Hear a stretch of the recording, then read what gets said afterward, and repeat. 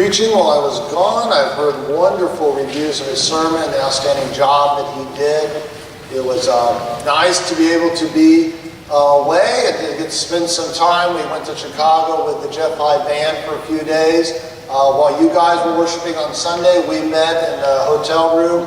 About 15 members of the band gathered together, and we had a small worship service together, so we were joining you in spirit as we gathered. You know, Sundays has been from the very beginning of the church a day set aside to gather together to worship and to focus on God. The church has gathered in riversides, they've gathered in homes, sometimes they've had to be hidden, meeting even in tombs, and other times they can be very open and field areas. But we've gathered on that first day of the week, we've set that aside as our day of worship. That comes from when Jesus was resurrected. Mark 16:9 says, Jesus rose early on the first day of the week. And so the church saw that day and set it aside as a day to focus on Jesus Christ. It also worked well because most of the first Christians were Jewish. And so they would celebrate the Sabbath, which was the last day of the week. And so they would celebrate on the Sabbath, and then they would go and they would celebrate on Sunday. And so it worked well together. That's why a lot of the teachings we have in the Bible about the Sabbath can fit with Sunday. Now, so there's some differences, but most of them fit together. This morning we're going to look at a passage in which Jesus is confronted by the Pharisees. This is the first of 5 passages that Mark gives us of these conflict issues that occur between Jesus and the Pharisees. And this one happens to center on the Sabbath. So if you have your Bibles, Mark chapter 2, verse 23 is where we're going to be starting. It says, one Sabbath, Jesus was going through the grain fields, and as his disciples walked along, they began to pick some heads of grain. Now, I mentioned that word already to you, Sabbath, without defining it. So let me kind of really give you a quick definition of Sabbath. Simply put, the Sabbath is the 7th day of the week. And it was set aside as a day of rest, and it was set aside as a day of worship. But interestingly, the big emphasis on it was rest. It comes from Jesus God creating the universe, God the Father creating the universe, and then on the 7th day, he rested. We find that in the 10 Commandments. It says this, remember the Sabbath day and keep it holy. 6 days you shall labor and do all your work. But on the 7th day, it's a Sabbath to the Lord your God. It goes on to say, on it you shall not do any work, neither you, nor your sons, or daughter, nor your male or female servants, nor your animals, nor any foreigner residing in your town.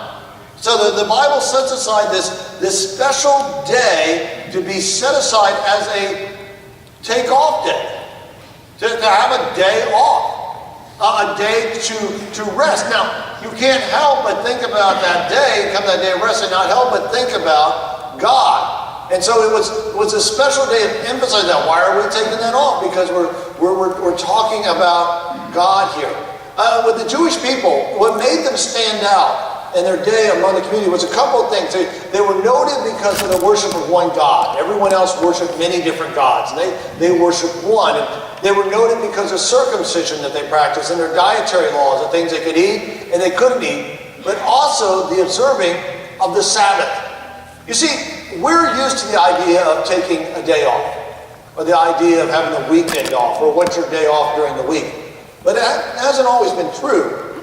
As a matter of fact, back in that day, you worked and you worked and you worked till you either got to a point that you were so rich you could make other people do the work, or you just worked till one day you died.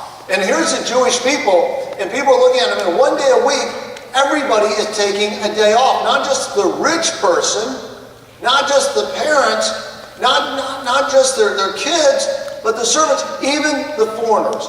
Everybody gets a day of rest.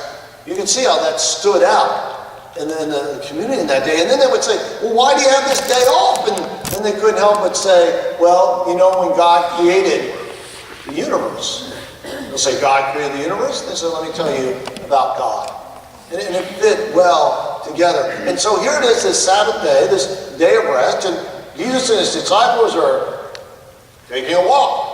Not a bad thing to do, and as they're walking along, there's a grain field, and a couple of disciples pick off some of the kernels of grain, and they take off the chaff, toss it off the side, and throw the grains, kernels into their their mouths. Seems like a fine situation. Doesn't seem like much of a problem, right? Until you get to verse 24. And it says, the Pharisees said to him, look, why are they doing what is unlawful on the Sabbath? Now apparently not only is Jesus out for a walk, but apparently the Pharisees are also out for a walk. And they say, what you're doing is wrong. No.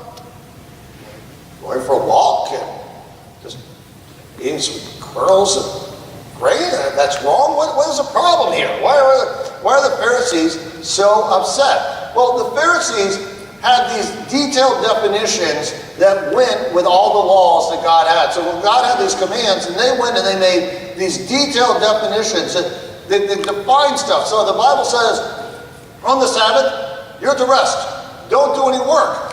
And they start thinking about what constitutes work. How do you know if you're breaking it or not? Now, logic seems that you should be able to figure this out, right? You know what's work and what's not work. But they felt like they had to make these rules. And so they would say, well, you could walk so far on the Sabbath, in about a little bit more than half a mile. You could walk. And if you walked any further than that, that was work. So that's as far as you could walk. And even in some Orthodox Jewish communities today, this is still a very important thing of knowing how far you can go.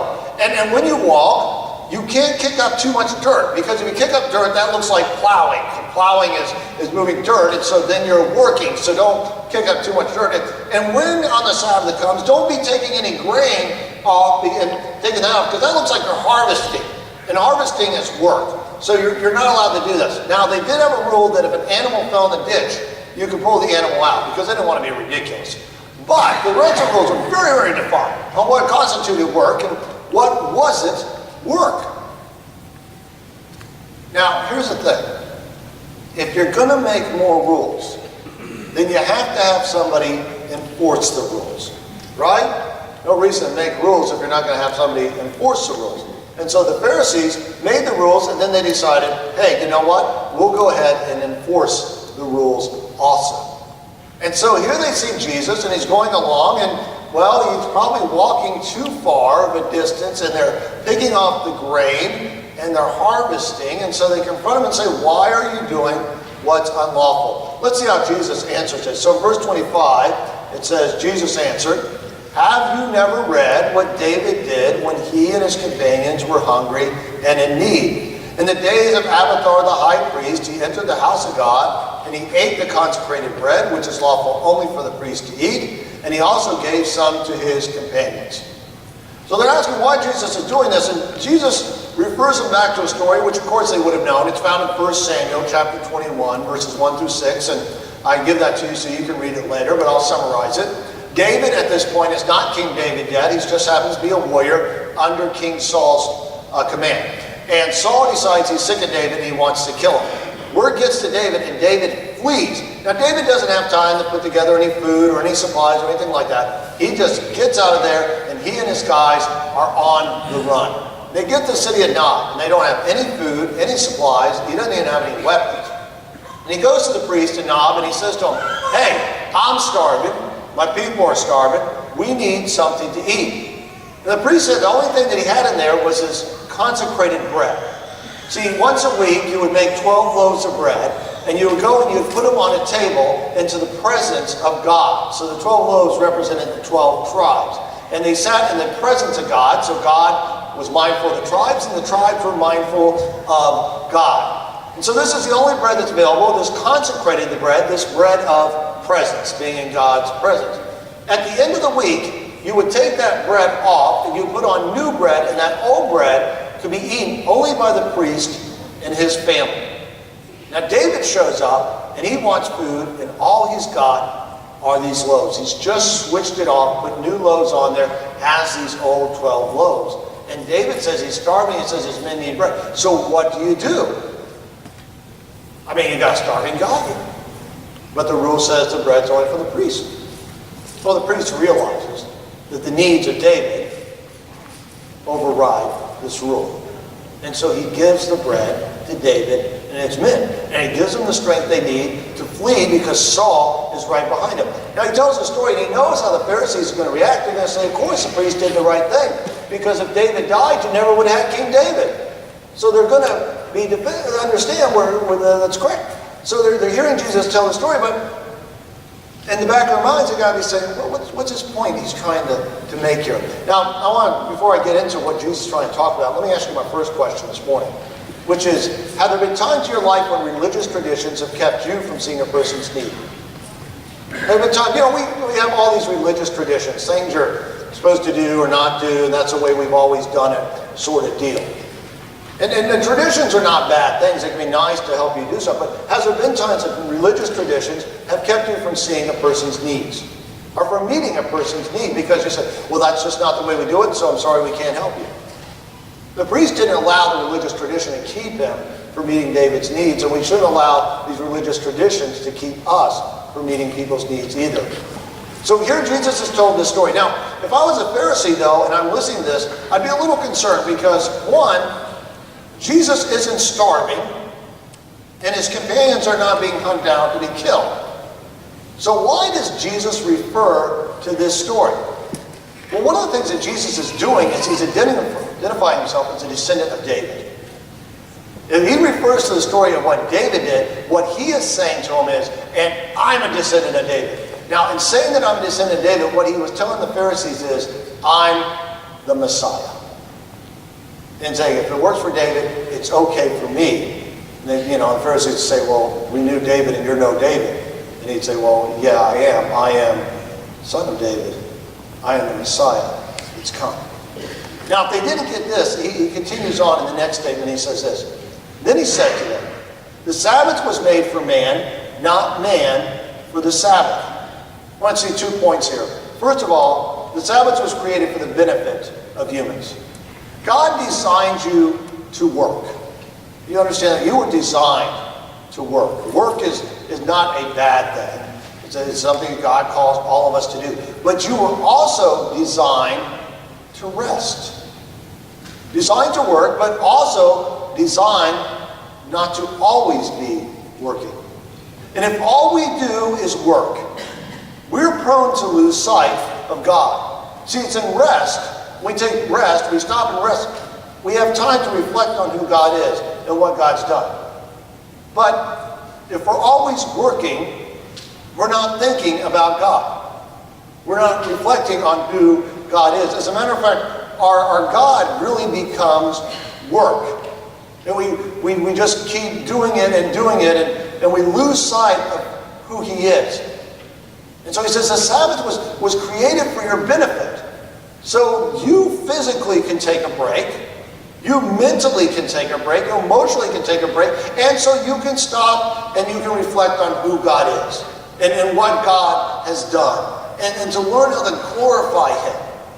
But to do that, you have to stop and spend some time with him. That was the purpose of the Sabbath, he said. That's why it existed. Not to punish people, not to hurt people, but for your benefit. The second thing he points out is the Sabbath is not an end in itself, or is it the greatest good? See, sometimes we can get so focused on Sunday and Sunday's rules, you would think that Sunday is what is important.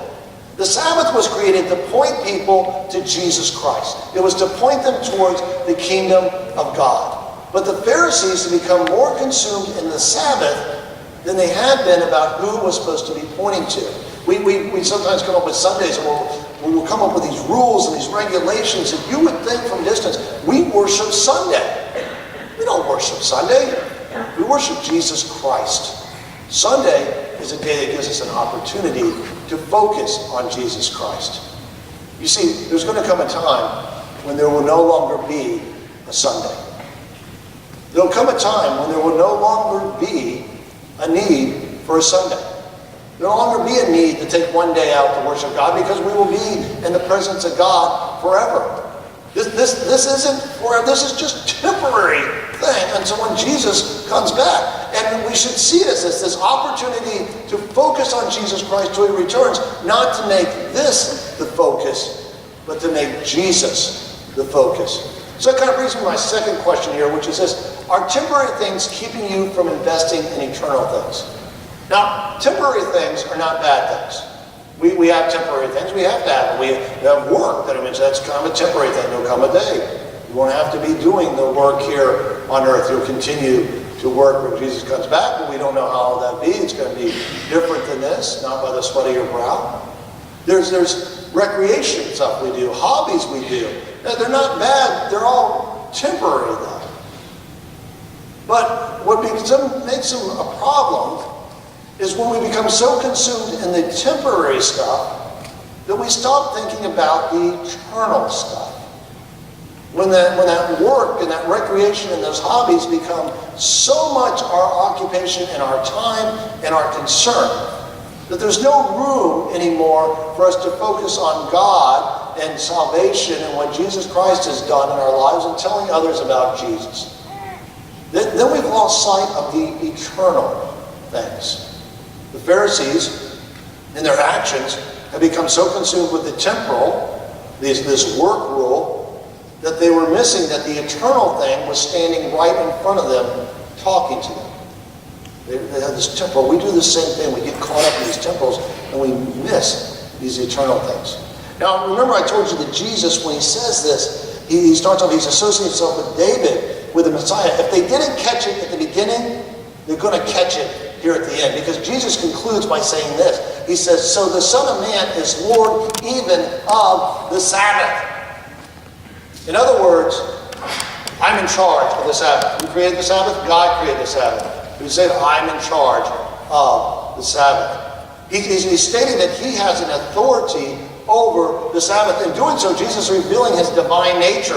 So in the beginning part of this conflict with the Pharisees, he's saying, I am the Messiah. And in the latter part of it, he's saying, and I am fully human and I am fully God. In this message. Now, I wish we knew what the Pharisees' response to this was. I think it was probably they fell over backwards and that he would dare to make such a statement.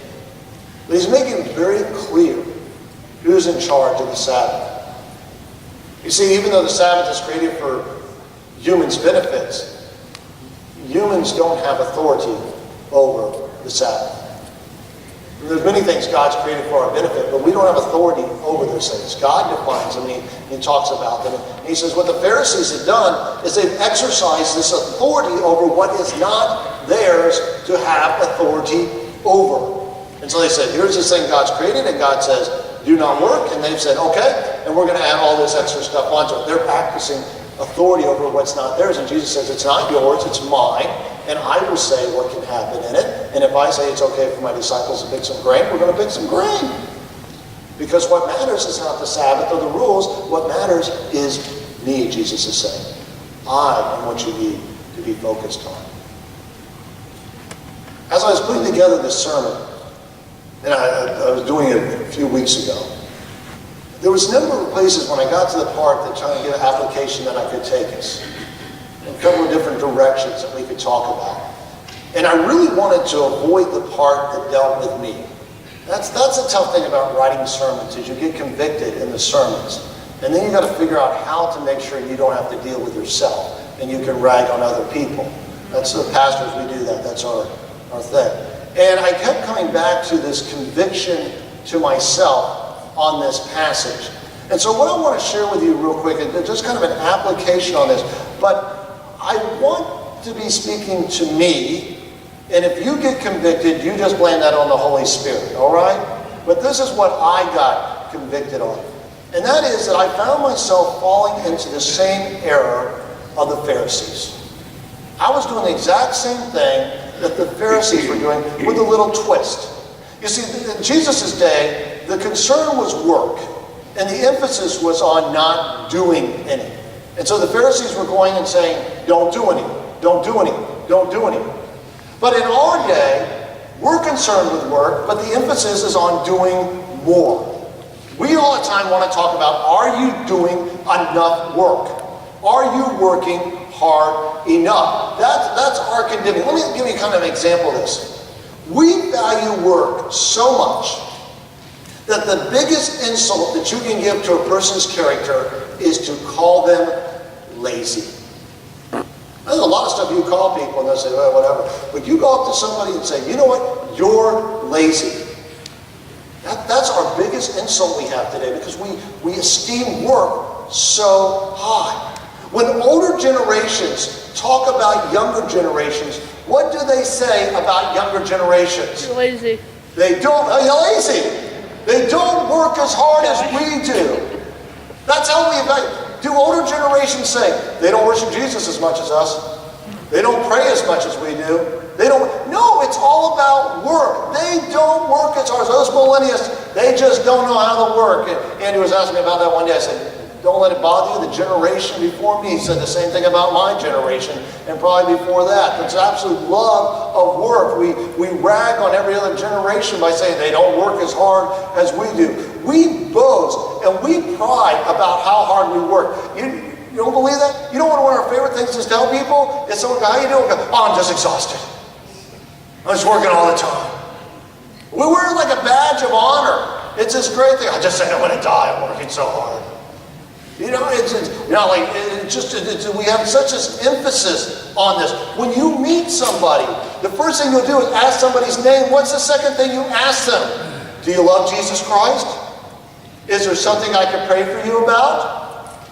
Do you have a church home? No, what do we ask them? We say, what do you do? What do you do? Do you work? Do you work? Because I work. I'll tell you how much I work. I work so much I'm exhausted.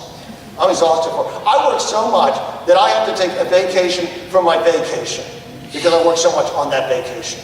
That's how much I work. Work, it dominates us. It's more important than our families. It's more important than our marriages. It's more important than our worship or our relationship with God. We will sacrifice everything to the God of labor. If you talk about what do you want from your government? You know what you want from your government? A growing economy. You know what that means? You want more work. That's what we want. That's what politicians run on. They say, are you doing better now than you were 4 years ago? What are they asking? Are you working more? We send our kids off to college. And what do we send them off to college for? So that they can get a good paying job. Really? I told my kid, that's not why you're going to college. You're going to college to learn. Gain knowledge.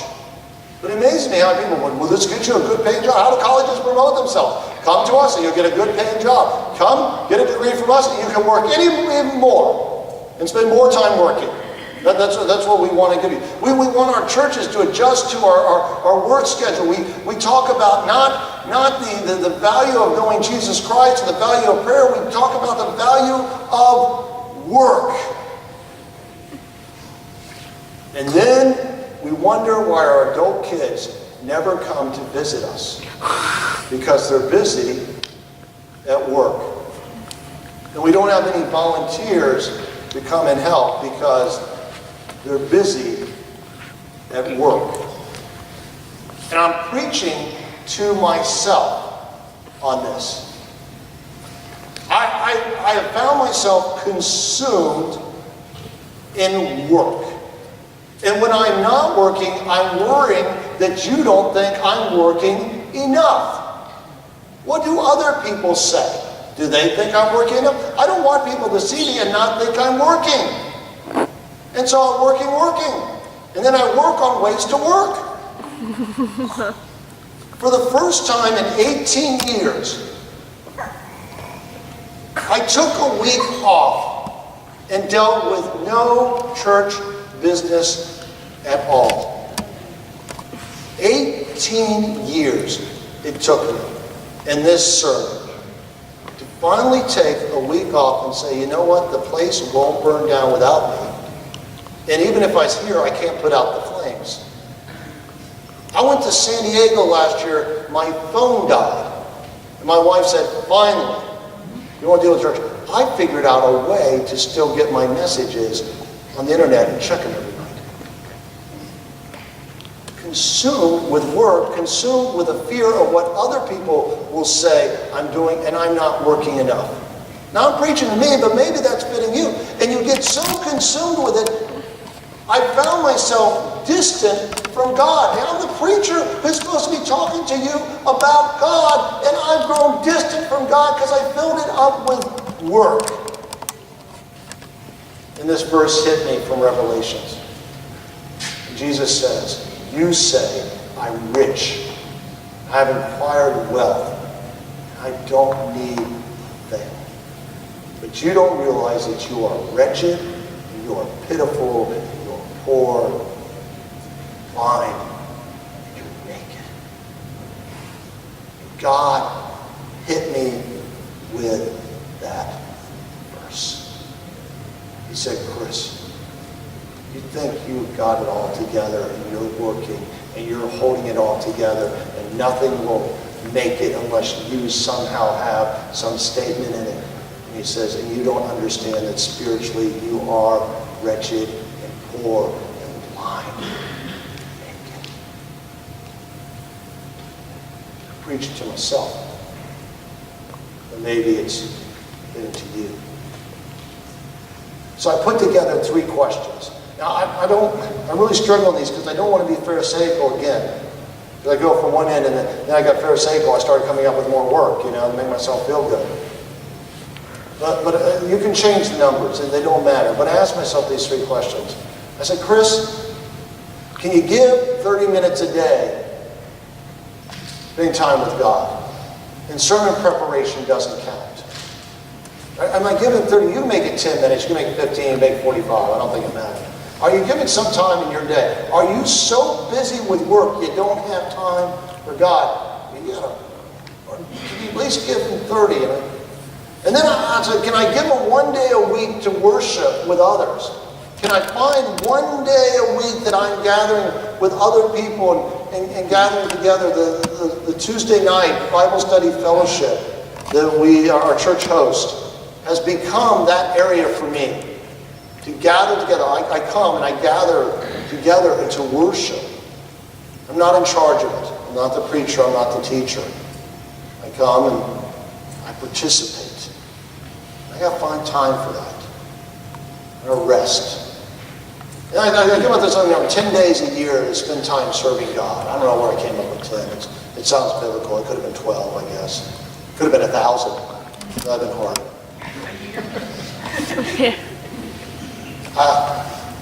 Can I give 10 days? Is there 10 Thursday nights a year I can give to spending time with somebody, studying the scripture? There's 10 Wednesday mornings I could gather to spend time in prayer. Are there 10 days a year that I set aside to go help out with a ministry? Do I have the time to do that? Or am I so busy worshiping work? Am I so busy thinking I'm doing godly stuff that I'm missing God? Am I defining the Sabbath in such a way that I'm missing the Lord of the Sabbath? Let me ask you, where are you at? Can you rest? Are you so busy? Is that stuff you're doing, is it so important that you'll sacrifice your relationship with God? Is it really worth it? Or do you need to get back to the Lord of the Sabbath and say, he says rest, I need to rest? Will you guys join me in a word of prayer? Lord, it is hard to value rest in a society that values work. And Lord, I know that work is great and you have created it for us,